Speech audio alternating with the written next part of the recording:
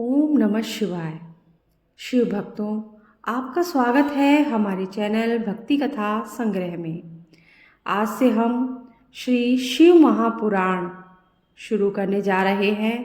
संपूर्ण 11 खंड हिंदी में हम आपको सभी कहानियाँ सुनाएंगे, तो बने रहिए हमारे साथ। और अगर चैनल को सब्सक्राइब नहीं किया है तो सब्सक्राइब कर दीजिए संपूर्ण श्री शिव महापुराण के लिए। सबसे पहले श्री शिव पुराण महात्म्य हम आपके सामने प्रस्तुत करने जा रहे हैं। शौनक आदि ऋषियों ने सूत जी से एक बार शिव पुराण सुनाने का आग्रह किया। सूत जी ने ऋषियों से कहा, आप सब धन्य हैं जो आपके हृदय में शिव जी की कथा सुनने की इच्छा जागृत हुई। इस शास्त्र का वर्णन भगवान शिव ने अपने श्रीमुख से श्री सनत कुमार से किया था, इसीलिए इसे शिव पुराण भी कहते हैं।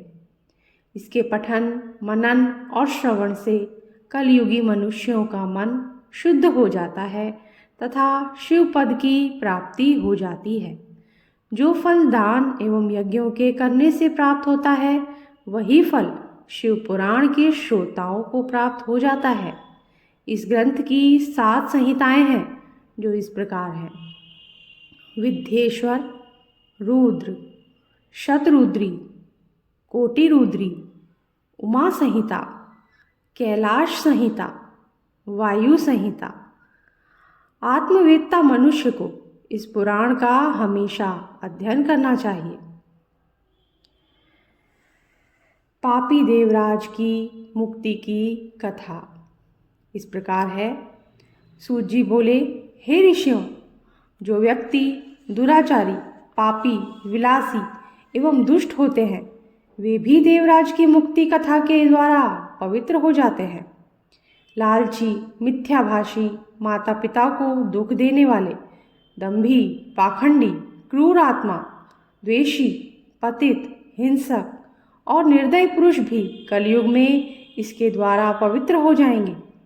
इस प्रसंग में मैं आपको एक प्राचीन इतिहास सुनाता हूँ, जिसके सुनने से सभी पापों का नाश हो जाता है। किरात नगर में एक ब्राह्मण रहता था, जो बहुत दुराचारी और दरिद्री था। वह धर्म और वेदों से विमुख था। वह इतना गिरा हुआ था कि वह स्नान तक नहीं करता था। उसने अधर्म से बहुत सा धन एकत्र कर लिया था। वह एक बार एक तालाब पर नहाने के लिए गया। उसी समय वहाँ एक वेश्या भी आई, जिसका नाम शोभावती था। वह उस वेश्या को देखकर उसकी ओर आकर्षित हुआ। वह वेश्या भी उसे देखकर परम प्रसन्न हुई। वे दोनों चिरकाल तक विहार करते रहे। ब्राह्मण के माता पिता ने बार बार उसे समझाया, परंतु उसने अपने माता पिता की बातों पर ध्यान नहीं दिया। उस अधम ब्राह्मण ने एक दिन ईर्ष्यावश रात्रि में अपने माता पिता और पत्नी का ही वध कर दिया और उनकी समस्त संपत्ति वेश्या को दे दी। देवयोग से एक दिन वह प्रतिष्ठापुर में आया। उसने वहाँ एक शिव मंदिर देखा, जिसमें अनेक साधु महात्मा एकत्र थे।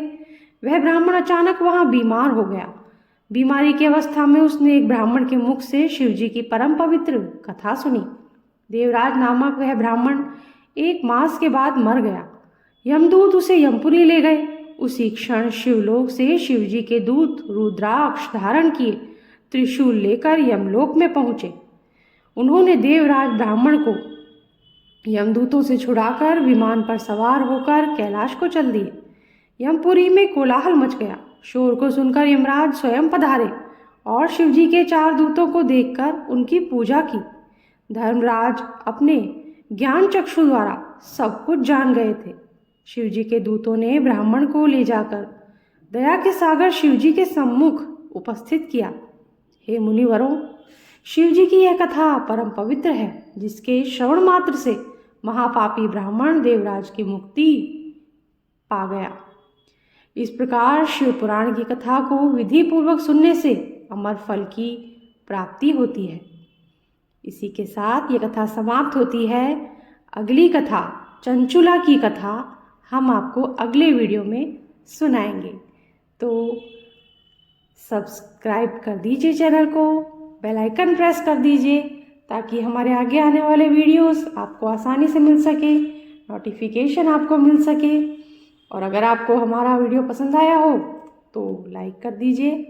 Thank you.